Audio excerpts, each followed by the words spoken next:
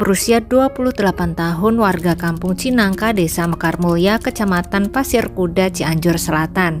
Yuni, begitu dia biasa dipanggil. Dalam pernikahan dengan suaminya ini, Yuni telah dikaruniai seorang anak laki-laki yang mereka beri nama Abizar. Kehidupan Yuni dan keluarganya di kampung bisa dibilang cukup sederhana, namun tidak pernah menyurutkan kebahagiaan di dalamnya.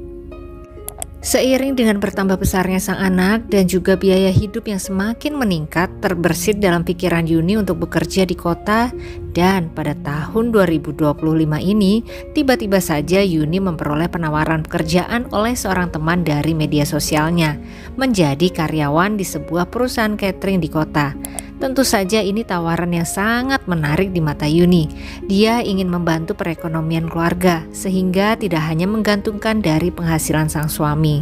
Maka dengan segera Yuni pun memohon izin kepada sang suami, meminta dengan sangat agar diperbolehkan bekerja di kota.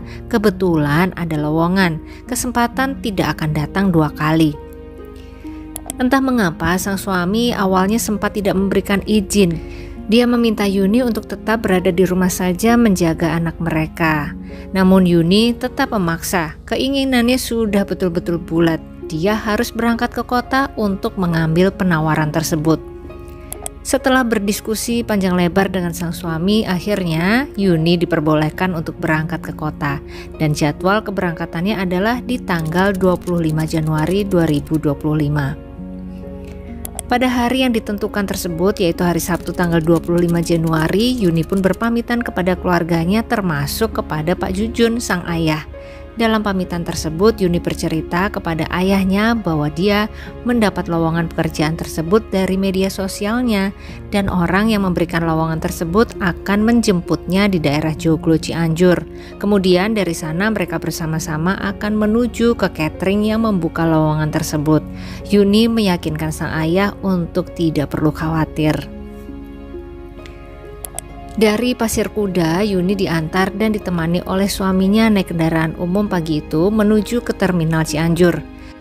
Setelah sampai di terminal Cianjur, suami Yuni kembali pulang ke rumah, sedangkan Yuni melanjutkan perjalanan menuju ke lokasi janjian dengan seorang teman yang menawarkan pekerjaan lewat medsosnya tadi. Sementara Yuni disibukkan dengan perjalanannya, keluarga di rumah menunggu kabar dari Yuni, berharap agar semua bisa berjalan sesuai dengan yang direncanakan. Dan pada pukul 9 malam, Yuni pun menelepon keluarganya. Dia video call memperlihatkan suasana sekitar tempat janjian dengan temannya itu. Tampak Yuni saat itu sedang berteduh di terminal Jebrot Cianjur sembari menunggu temannya datang menjemput. Sebuah video call biasa yang ternyata adalah video call terakhir dari Yuni, sobat. Sejak telepon tersebut ditutup malam itu, Yuni tidak bisa lagi dihubungi. Keluarga ingin tahu perkembangan kabar dari Yuni. Sudah sampai di tempat tujuan atau belum? Ada kendala atau tidak? Tapi berkali-kali mereka mencoba menghubungi, handphone Yuni tidak bisa dihubungi dan sudah tidak aktif.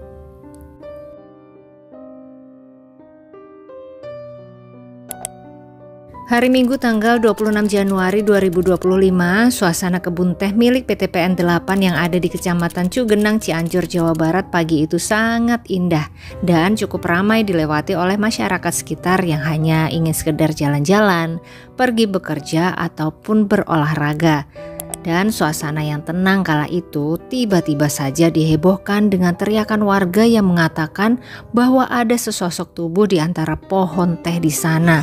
Sepertinya sudah tidak bernyawa. Sontak para warga yang mendengar perihal penemuan tubuh itu pun beramai-ramai pergi ke lokasi penemuan tubuh. Tampak di sana sesosok tubuh tertelungkup di tanah, mengenakan celana jeans hitam, baju kaos lengan panjang warna biru hitam. Tidak ada yang berani mendekat apalagi memegang. Mereka sudah paham aturannya. Sehingga dengan segera beberapa warga pun melaporkan penemuan ini ke aparat desa setempat dan kemudian melanjutkannya ke kepolisian sektor Cugenang. Dengan segera tim kepolisian pun menuju tempat kejadian perkara. Mereka memeriksa lokasi sekitar dan berhasil menemukan kartu identitas di sana. Setelah itu, tubuh tidak bernyawa yang tampak banyak lebam tersebut dibawa ke Rumah Sakit Umum Daerah Sayang Cianjur untuk diautopsi. Saat itu berita mengenai penemuan tubuh sudah tersebar di berbagai media sosial termasuk Facebook sobat, dan sampai juga ke keluarga Yuni. Pak Jujun sang ayah juga membaca berita itu, dan saat melihat foto tubuh yang ditemukan, Pak Jujun termenung sejenak, seperti sangat mengenal sosok itu. Di tengah-tengah ketermenungannya, Pak Jujun dikagetkan dengan bunyi telepon yang ternyata setelah diangkat itu adalah telepon dari pihak kepolisian yang menanyakan mengenai Yuni anaknya. Dan di sanalah Pak Jujun serta keluarga tahu bahwa sosok tubuh yang ditemukan itu adalah benar Siti Wahyuni, putri Pak Jujun, ibu dari Abizar yang baru saja kemarin berpamitan mau pergi ke kota untuk bekerja sobat. Rasa hati ingin tidak percaya akan berita tersebut, namun saat melihat pakaian yang menempel di sosok tubuh itu tidak lagi dapat dipungkiri itu adalah Yuni.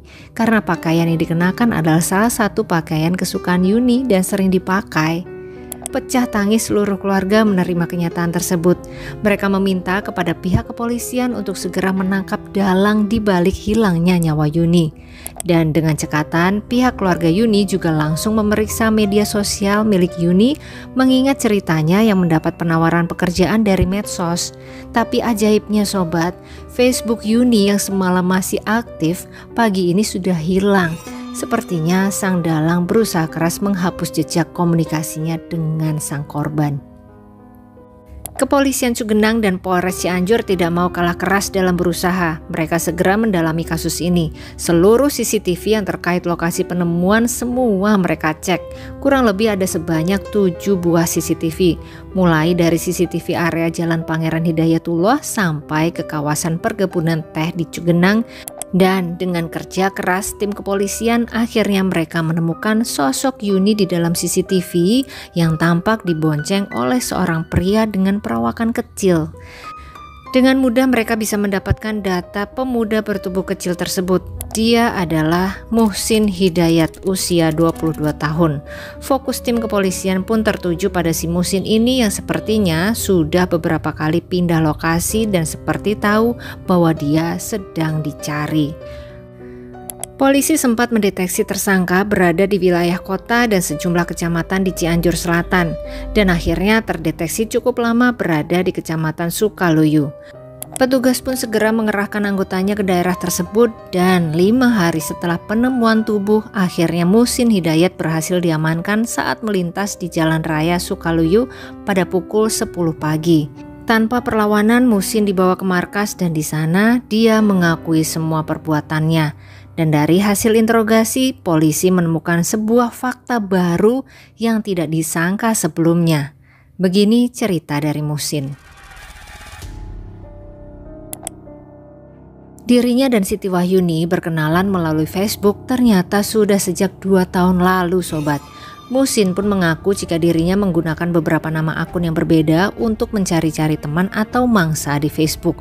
Bahkan kadang dia menggunakan nama akun perempuan. Rupanya perkenalannya dengan Siti Wahyuni ini berjalan cukup lama dan intens. Dia mengatakan kepada polisi bahwa mereka ada hubungan spesial jarak jauh. Yuni di Cianjur dan dirinya di Kalimantan saat itu. Sekali lagi ini menurut pengakuan Muhsin ya sobat. Dan pada tahun 2025 Muhsin pulang dari Kalimantan mengajak Yuni untuk bertemu dengan iming-iming mau memberi pekerjaan kepada Yuni di sebuah catering di kota. Yuni sangat tertarik dan akhirnya mereka berdua sepakat untuk bertemu di Cianjur pada tanggal 25 Januari. Pada malam hari, akhirnya Muhsin pun bisa bertemu dengan Yuni di daerah Joglo Cianjur. Dari sana Muhsin memboncengkan Yuni, masih dengan iming-iming pekerjaan. Tanpa curiga sama sekali, Yuni pun membonceng di belakang Muhsin. Setelah beberapa lama berkendara dan sampai di lokasi kebun teh gede, Muhsin tiba-tiba saja berhenti kemudian mengajak Yuni untuk melayaninya berhubungan badan. Yuni tampak sangat terkejut saat itu dan menolak permintaan Muhsin dengan tegas. Sepertinya Yuni benar-benar tidak tahu bahaya yang mengancam di depan matanya. Suasana kebun teh sekitar sepi karena memang sudah malam dan juga gelap. Muhsin yang tidak terima karena sudah ditolak oleh Yuni menjadi sangat emosi dan dengan sangat cepat tubuh kecilnya itu menyerang Yuni. Dia serang wajah Yuni dengan tangan kosongnya. Yuni tidak sempat membela diri. Yuni terjatuh. Muhsin yang merasa di atas angin kembali menyerang. Kali ini dia bekap dan jerat leher Yuni dengan tangan kosongnya sampai akhirnya Yuni pun harus berhenti nafasnya. Yuni harus kehilangan nyawanya di tangan teman media sosialnya malam itu. Melihat Yuni yang sudah tidak bernafas, Muhsin seret Yuni ke dalam area kebun teh sejauh kurang lebih 5 meter. Setelah itu dia ambil harta benda yang ada di tubuh Yuni, diantaranya tas, handphone, cincin dan juga uang tunai. Kemudian Muhsin meninggalkan Yuni di sana. Dia pergi menghilang di kegelapan kebun teh malam itu. Tidak ada hubungan badan sama sekali yang dilakukan pada malam itu.